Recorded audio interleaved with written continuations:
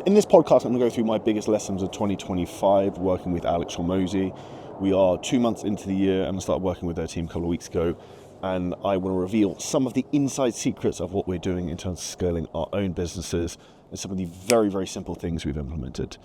Now, the first thing I'm going to go into is going to be one of the biggest mistakes I have made. And in hindsight is incredibly obvious. And it is actually abdicating sales in my businesses way too early. What they basically said to me is that you don't want to come out in sales until you're consistently doing over $500,000 or pounds per month. Quick interjection into the podcast.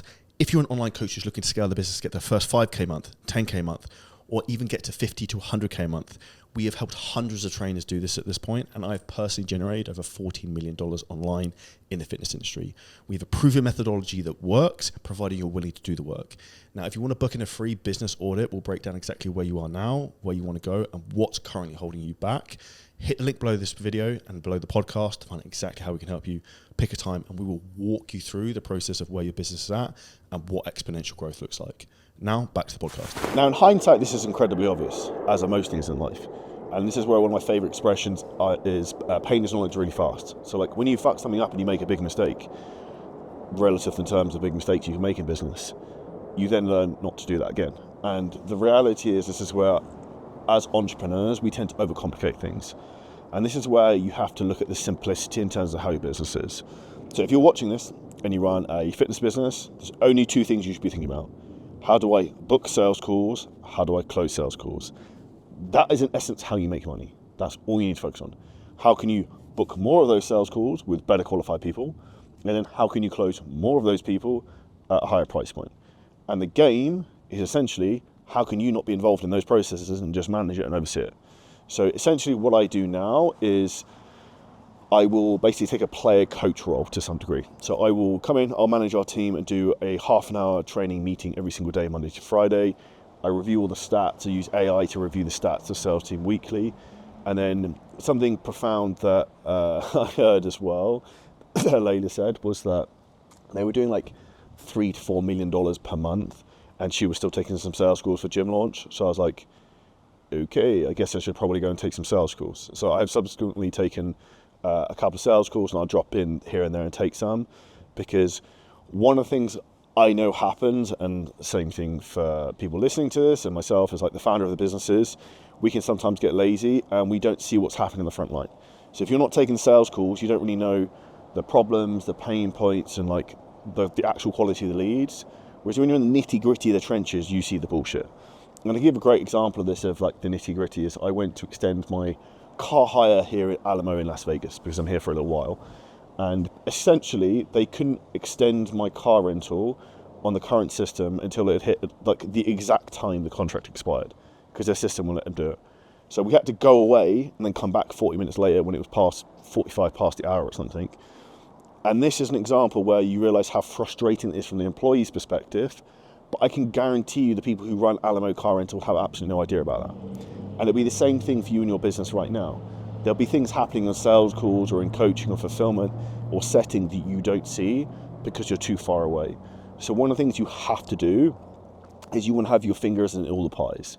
Now, at the beginning, if you're making less than 10K a month, you have your fucking fist and face in all the pies. Up until you're probably doing 100K a month, you have your face in all the pies.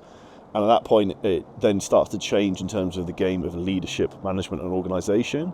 And that's why I say for anyone, once you get to say 100K a month, if you go to 100 to 200 to 300, it then comes down to a very different game of you setting incredibly high standards for you and your team, and don't let that slip. Because a way I'd explain it is from a sporting analogy. Imagine you are Man City football team last year when they were good. If you were a football player and you got signed for that team, you would be kept to the winning standard and culture. If you weren't at that standard, you would not be accepted by the other players there, and you would essentially be ostracated and forced out. And that's essentially how you have to have it in your business, is have incredibly high standards across the board. And that's really one of the things we're doing in our business, is making sure that everyone is held to extremely high standards, regardless if you're an admin VA or you're a closer or whoever you are. How you do one thing is how you do everything. So it's incredibly important that everything is done to the utmost degree. You dot all the I's, you cross all the T's, and this is how you really scale a business. And for anyone here who you're the closer or you're running a sales team, the most important thing with the sales team is data. Everything has to be data driven. So you want to know your close rate, your show rate, cash collected, all this data you have to know and know the ins and outs of. The other two huge pieces of data that most people don't know are their LTV and their CAC. So LTV is your lifetime value, how much a client basically pays you over their lifetime, and CAC is the cost to acquire a customer. And your CAC is actually not what most people think it is. So most people just think it's ad spend. So your cost to acquire a customer would be setter costs, closer costs, any costs in terms of marketing, making content, and then also all of your paid ad spend. That is your cost to acquire a customer in terms of if I spent, for example, 100,000. Let's make it easy math. Let's say I spent $10,000 on my team for that, and then I signed up 10 clients. My CAC would be $1,000 per client because it's 10,000 divided by 10, give you 1,000. So that's essentially what you look at. And what you want to have a business that can go hyperbolic is you want a 10-to-1 ratio of LTV to CAC. If you're anywhere between a 3 to a 5, that's good. But if you can nudge that up by increasing your LTV, which is something we're going to speak about, you can grow exponentially. Now, one of the things that I got slightly owned on was I asked Alex a question, which was actually public on YouTube and on his podcast. What strategy should we use in terms of scaling our front-end lead generation? Do we focus more on paid ads? Do we do more of our VSL? Do we do our opt-in funnel? Or do I focus more on organic growth and becoming more famous and making videos like this and giving more value?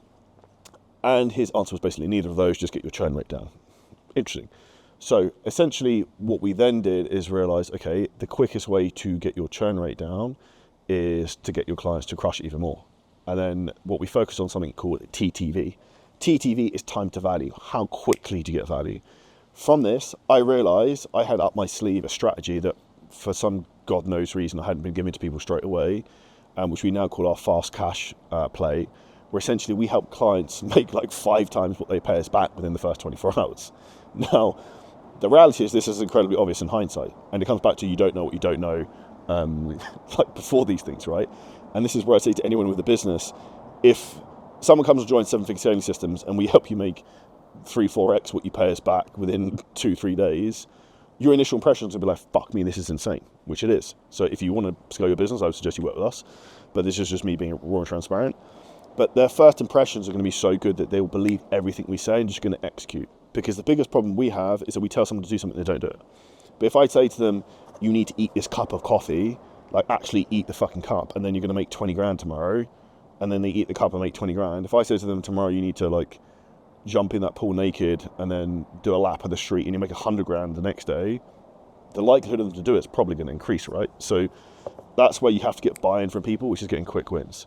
So for anyone who's a fitness coach, one of the things you can focus on doing quick wins, and this is what I recommend for everyone, and we do it in our fitness business, is you get them quick momentum with clients at the beginning. If your clients come into you for fat loss, they fucking have to lose fat the first week. They have to drop weight, otherwise the LTV won't work. You will not have buy-in. You have to get customers to win, and when customers win, what happens is the retention increases, churn goes down, they stay with you for longer. One second other magical thing happens is you get referrals, and if you get one client to then refer 2 people, and you do that consistently, your business will grow forever. And then the third thing that happens is you also get kick-ass results you can then showcase. And then what happens? Your business grows even more. Your CAC goes down. And ultimately, our game of scaling your business is to do 2 things. You're either looking to increase your LTV, so how much someone pays, how long they pay you for, and how many of those people are paying you. And then the second thing is reducing your cost to acquire a customer. How much does it cost you to get those people in the front door? Ideally, we want to do both. Now, the reality is for you right now, you need to probably ascertain what the real problem is. Most people don't actually look at fixing the right problems in their business, which is why they're stagnant and they don't grow. Because what we tend to do, and like hands up guilty of this, I will try and fix problems with things I like to do. So I like marketing, I like coming sick ad campaigns, I like front end lead generation. I'm sick when it comes to marketing, copy, ads, lead generation, traffic. So like I like doing that because I find it fun. I don't really want to do operations. I don't really want to deal with like that type of shit. That's not my thing. I don't want to deal with like data. I don't want to build systems. But would I rather be poor? Would I rather make an extra couple of million this year? I'd rather make an extra couple of million, so I'm going to build the systems, I'm going to fix the problems. And this is a framework I would think about. The treasure you seek is in the cave you fear to enter. So the thing you do not want to do is the thing that is going to make you the money you want. So the reality is, if there's something like, oh, I can't be asked to do that, that's probably the thing you need to do the most in your business right now. And I actually say that's things you're afraid of. So whether it's hiring and investing a mentor, whether it's hiring a team member, whether it's testing money on paid ads, this is the thing you have to understand. You have to put skin in the game, and you have to focus on growing. Because if you're not focused on growing your business is dying. And essentially you want to look at your business like an investor, like an allocation of resources. You want to try and put 70 to 80% of your resources, your time, team's time, and your finances and revenue into what's working. And you want to put 20 to 30% into new things. And this is where you have to think about a very simple thing. You actually have two businesses. You have the business you have today, and you have the business you're building tomorrow. And the business you're building tomorrow is from that extra 20% of new things you're testing. And if you don't test these things, you will fall backwards behind the people who do, because you have market sophistication where things change over a period of time and things will no longer work. Messaging no longer works and things tend to change. So this is where you have to have this mindset to be willing to actually put money into the business and money into investing into it, into growing it, to then get to the next level. And this is where so many people, business taps out, they get stuck at 10K a month because you are too afraid to pull your tampon out, spend some money and invest in your business. Whether it's in yourself in terms of a mentor and actually getting the right strategy. Like I spent a fortune to come here to Las Vegas to come and do all the shit, but it will make me a fortune back. I have to date spent over $400,000 on mentors and coaching for myself. I have generated, I think, nearly $16 million at this point online. One of the reasons I'm in Vegas is I was getting an award at Funnel Hacking Live on the stage with Russell Brunson. Would that have happened if I never invested in mentors and took the quote-unquote risk? Probably not. But the reality is you have to think. The risk isn't actually investing in yourself. The real risk is not. What if you don't invest in yourself? What if you stay in the same position? What if nothing changes? Because if you're not moving forward, you're moving backwards.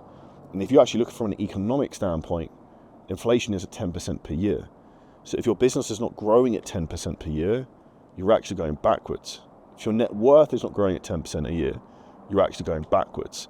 And this is where you actually have to think forward of where you want to be, give a clear strategy and vision to get there. Otherwise, you're never going to make it. And with that type of mindset, you also have to have singularity of focus, because what you do over a period of time will compound for you or against you. And this is where you see too many people in niche shopping. They're focusing on a fitness business and then they make fuck all money doing that, and then they want to try and help other trainers make fuck all money in fitness businesses doing what they don't know how to do. And this is where you want to focus on being the highest level of authority of what you do. You want to be the person who does the thing and then teaches the thing. And by that I mean, like, for example, if you're teaching people how to get in great shape as your clients, if you can get great results for them, but then you're also in great shape yourself, your highest level of authority, right? You've done it and you've taught others to do it. Same thing for me in our fitness business. I'm in great shape. I'm 230 pounds with abs at like probably 8% body fat at 5'11", whatever I am. I've got fucking veins coming up my quads and everywhere else. I've helped loads of other people do the same thing. In helping scaling fitness businesses, I've generated over $16 million nearly online. Like, I know how to run and scale online businesses. I've done it myself. At this point, I think I've helped over 13 coaches break £100,000 a month. We've helped over 500 trainers profitably scale their business past 10K a month. Like, I know how to do that. And the big thing for me is I'm documenting my journey of what I've done since day one. And I show proof, not just promises. And I think that would be my biggest take-home messages from everyone like watching this and listening to this is build the life you want from the actions you take every single day, and then just document it along the way, because people will watch, people will see, and you will inspire other people, and then people will buy into you, and people will sign up for your fitness program because the video you actually made 5 years ago and they see the progress you've made. So one thing I'd say, don't be afraid to put yourself out there, because people worry about, oh, the fitness market's saturated. Well, it's not saturated because there's only one version of you. And if you don't put the authentic version of you out there, then it is saturated. If you're just being a vanilla, here's 5 ways to grow your glutes, here's 3 tips to lose belly fat, like no one cares. If you're actually you and you put your personality out and you be slightly different and be bold and be unique, the market is there for taking, but just not enough people are fearless enough to go and do that. Take the action, take the risk, take the reward, and it's all there to the taking. So my advice for everyone for the rest of 2025, if you want to be successful, you need to take action, you need to execute, but you also need to have the right strategy. And if you don't know what strategy is in terms of executing, feel free to drop me a message on Instagram. Say you listen to the podcast, I'll personally drop you a voice note back. Just say you listen to this episode. Say what your biggest problem is, what you think the bottleneck is, and I'll try and give you some advice. And if I think we can help you, then we can talk about what that will look like as well. If you like this raw style of the podcast, also please do let us know. Leave us a review on iTunes, and we'll see you in the next episode very soon. And share it with a friend who needs help in terms of scaling their business.